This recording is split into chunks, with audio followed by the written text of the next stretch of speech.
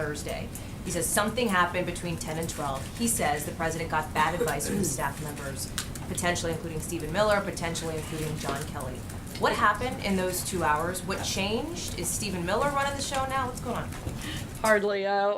So to be very clear, the president's running the show here at the White House, and look, I was part of this process and part of the conversations that went on.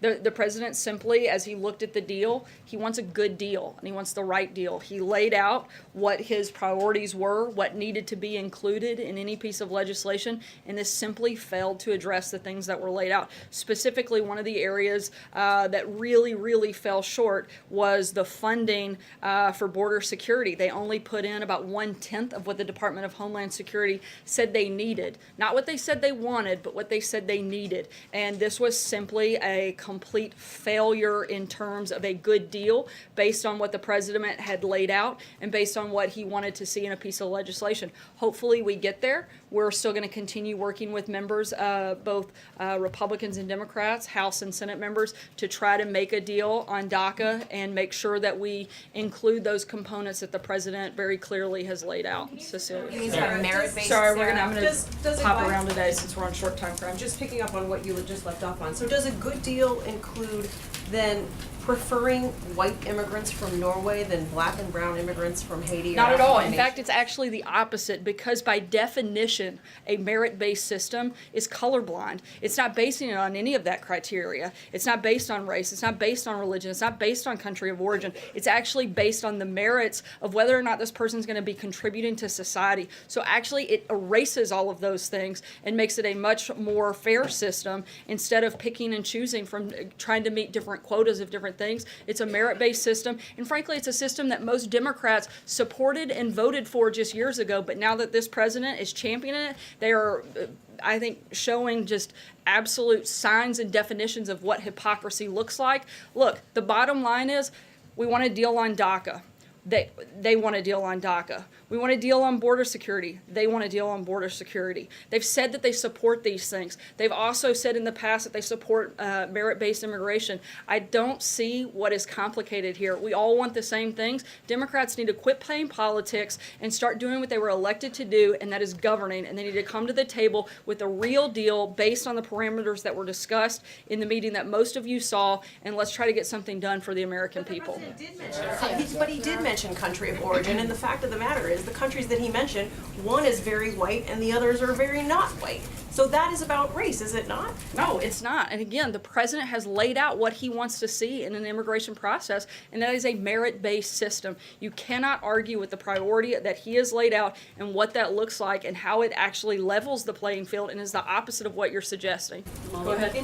In that meeting, the president reportedly used a vulgarity. The White House has said he did not use that specific word. The president has said that as well, but a number of people in the administration said he used tough language, rough language, strong language. Can you clear up once and for all what the president did say? Look, I wasn't in that room, so I can go only off of what the individuals who were. They said that term wasn't used, but that tough language was. Look, no one here is going to pretend like the president is always politically correct. He isn't. I think that's one of the reasons the American people love him. One of the reasons that he won and is sitting in the Oval Office today is because he isn't a scripted robot. He's somebody who tells things like they are sometimes, and sometimes he does use tough language. The point that he's trying to make, the point that the entire conversation frankly should be focused on, is the issue at hand.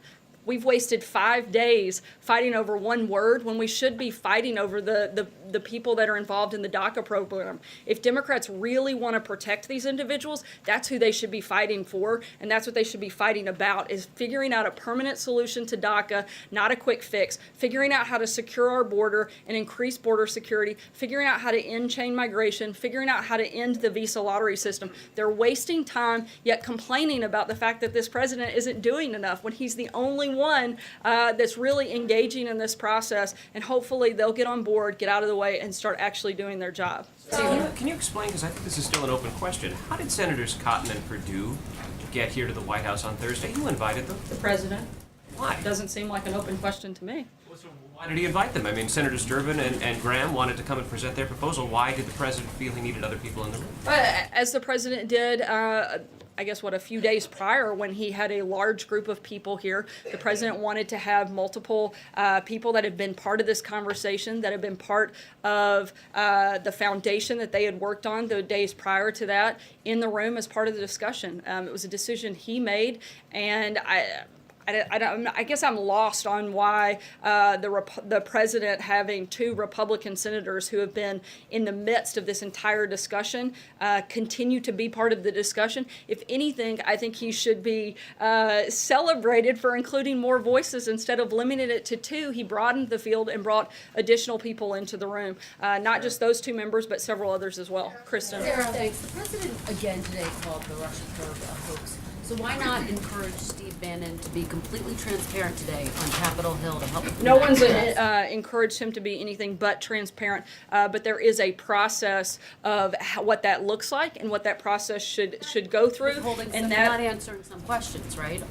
Look, I can't speak to that. That's something that I would refer to attorneys on that matter, and specifically Steve Bannon's attorneys. Look, we've been completely cooperative throughout this entire process. We're going to continue to be cooperative, but we're also going to maintain some of the executive privileges here at the White House that have been practiced for decades and that need to be maintained.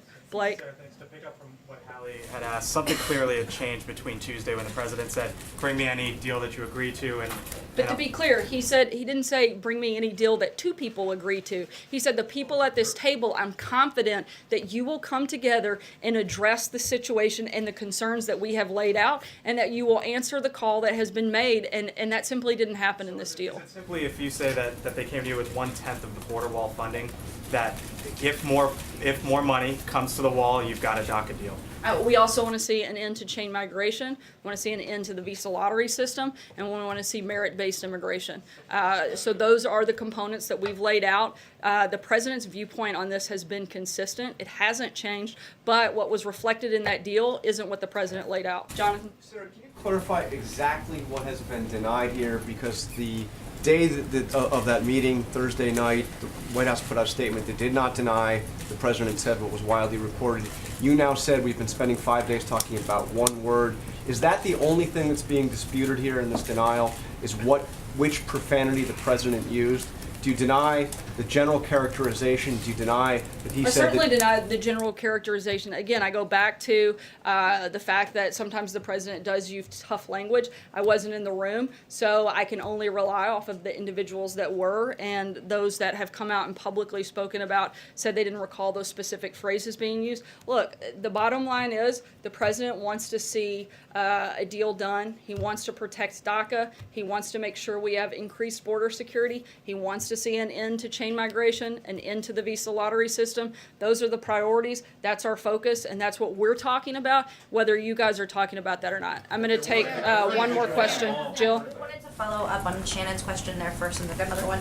Did the president, did he agree to some type of deal that traded the diversity lottery for making permanent the TPS protections? I'm not aware of that specific agreement. I'd have to check. Would he be open, though, to that kind of trade-off? I'd have to check. I know we've laid out what our priorities look like, and I think it would depend on the entire piece of legislation. I can't speak to just one piece of something that may or may not exist. And then Secretary Nielsen today was testifying on the Hill, and at one point she said that she was in that meeting, and she said she was surprised by the fact that the folks in that meeting were using such profane language.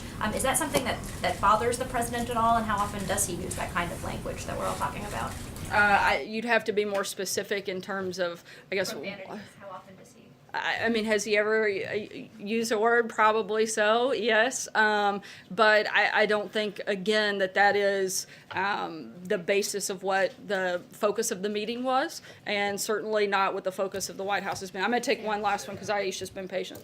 Thank you. So Welcome back. Thank you. I just want to kind of pinpoint, I know this has been talked about, but when you say that the president, he's not politically correct, so would the White House then consider, if there was some type of derogatory language used to describe Haiti or Africa or the countries of Africa, to say that these are not good countries to come from, that's the issue of being I certainly politically can speak correct? to my experience. I've never heard him say anything like that or similar to that specifically. I'm talking more generally that sometimes the president can be politically incorrect. I think sometimes you guys have heard him. I wasn't speaking to that moment exactly. I was talking more generally.